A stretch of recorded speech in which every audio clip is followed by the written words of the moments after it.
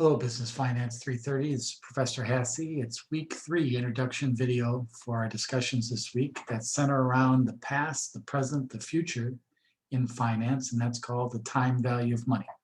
Chapter 4 is our discussion, and this leads us up to assignment number 1, which will be posted to Blackboard on Wednesday of this week, April 7th, and it is due Sunday, April 11th. It'll cover chapters 1 through 4.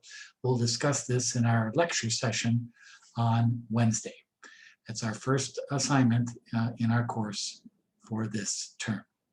Now here's an introduction video to set the stage for the time value of money.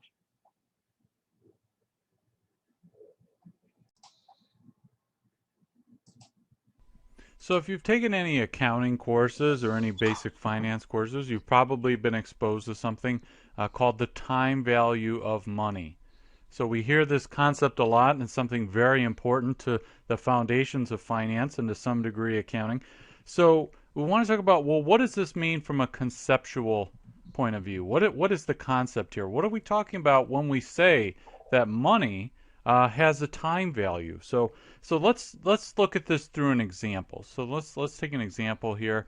Let's say that I offer you two options. Okay, now one of the options is going to be that I give you $100 cash today. $100 today. And then in the other option, we're going to say that I give you, let's change colors here again. Let's say I give you $100 1 year from now. 1 year from now.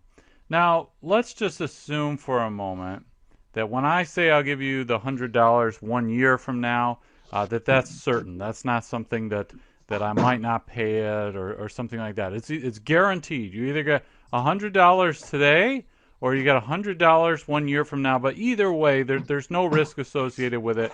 You're going to get the $100. So let's look at these two options. Now, which would you prefer? Now, you might say, well, I just prefer the $100 today because I just want the money. I have something I'm already going to spend it on. But let's just forget about that for a moment. Let's assume that you don't necessarily have anything you want to buy, but you do want the $100.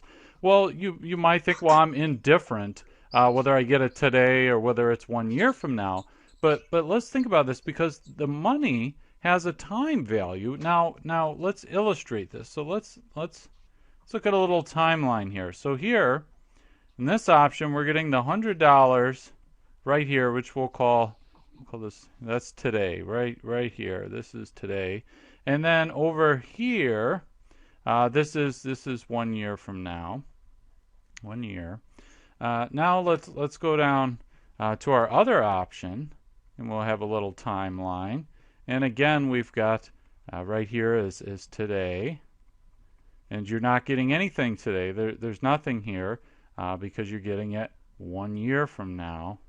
You're going to be handed right here $100. Now let's think about things here for a moment. So when we get the $100 here today, what can we do with that money? Well, you could go out and spend it or something, but let's just assume that you didn't spend it. Well, what else could you do? You could invest that money. Now, let's say that you invested in something and you ended up getting a 5% return. Let's say you took it to the bank and you got a 5% return on some kind of investment. Now, what's going to happen is that at the end of that year, you don't have $100 anymore. Well, what do you have? You're going to have 100 times 1.05, which is going to be, that's going to be $105. So we see that if you get the money today, if you get it sooner rather than later, there's a value to getting it earlier because it can be invested to earn a rate of return. And then at the end of the period, you end up having more money than what you started with. Now, when we look at the other option where you get $100 at the end of the year, you didn't have the option of investing it here because you didn't have the money. So when you get the money sooner rather than later, there's more value there because you can go ahead and invest the money and earn a return on it. So that's what we're talking about when people say that the time value of money. They're just basically saying that money is something that if you're looking at cash flows, cash flow today or cash flow in the future, a cash flow today, all else equal, the same amount is going to have more value because it can be invested for that return. So now you might be thinking, well, how does this have real world applications, or what are we thinking about? But let's say we've got some project that the firm is thinking about. That project, you might say, okay, well, we're going to buy this machine, and it would generate cash flows over a period of, let's say, 5 years. So you can look at these different years, and you can go and say, okay, here's year 1, 2, 3, 4, 5, and you can say, okay, well, we estimate that in year 1, if we get this machine, we're gonna have $100 in cash flow. In year 2, 175. Year 3, 200.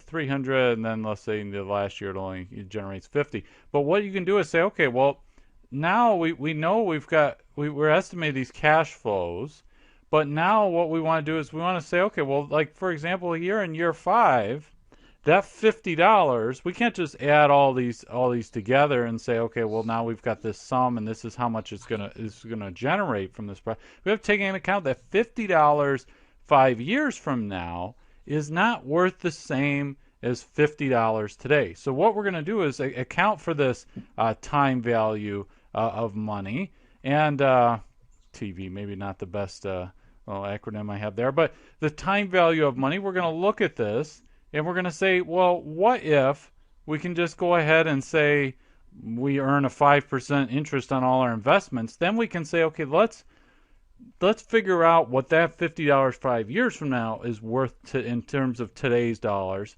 And when we do that, what we're doing is called discounting cash flows. So we're discounting cash flows. So that 50 here, this is a cash flow in year 5. And what we're doing is we're saying, what's the rate of return we could have earned on money today? Let's say 5%, 7%, whatever it is. And then let's use that to go ahead and discount this number and say, so it's going to be something less than 50, because maybe it's 30 or 35 or whatever, depending on your discount rate, could have been invested today to get 55 years from now. So when we talk about discounting cash flows, what we're doing is we're using the time value of money concept and some other formulas that we're going to talk about in other videos to take future cash flows and figure out what are they worth today.